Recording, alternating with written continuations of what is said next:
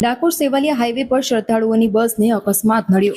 108 અને સેવાલિયા રેફરલ હોસ્પિટલની ટીમે પ્રશંસનીય ફરજ બજાવી।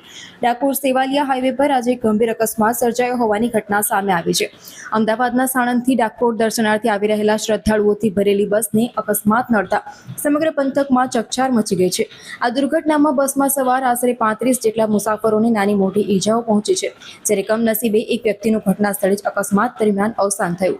ઇમરજન્સી ટીમો અને હોસ્પિટલ સ્ટાફની ભારે જહેમત। અકસ્માતની જાણ થતાં જ સરકારશ્રીની 108 ઇમરજન્સી સેવા તાત્કાલિક ઘટના સ્થળે દોડી ગઈ હતી।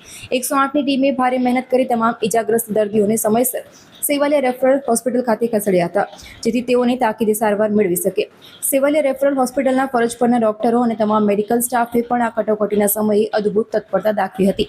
હોસ્પિટલ પહોંચેલા તમામ 35 ઇજાગ્રસ્તોની સારવાર માટે ડોક્ટરની ટીમે ભારે જહેમત ઉઠાવી ખૂબ જ સરાહનીય અને ઉત્તમ સેવા પૂરી પાડી હતી। હોસ્પિટલ પ્રશાસન અને સ્ટાફની આ ત્વરિત કામગીરીના કારણે અનેક દર્દીઓની સ્થિતિને વહેલી તકે કાબૂમાં લઈ શકાઈ હતી। જીડી ન્યૂઝ તરફથી હોસ્પિટલ સ્ટાફને સલામ। આ કપરી પરિસ્થિતિમાં જે પ્રકારે સરકારશ્રીની 108 સેવા છે, સેવાલિયા રેફરલ હોસ્પિટલના ડોક્ટરો અને સ્ટાફે ખડે પગે રહી રાષ્ટ્રધર્મ અને માનવ ધર્મ નિભાવ્યું છે, ખરેખર પ્રશંસાને પાત્ર છે। જીડી ન્યૂઝ આ તમામ ડોક્ટરો, 108ની ટીમ અને હોસ્પિટલના તમામ કર્મચારીઓની અથાક મહેનત અને સેવાની ઉમદા ભાવનાને હૃદયપૂર્વક સલામ કરે છે।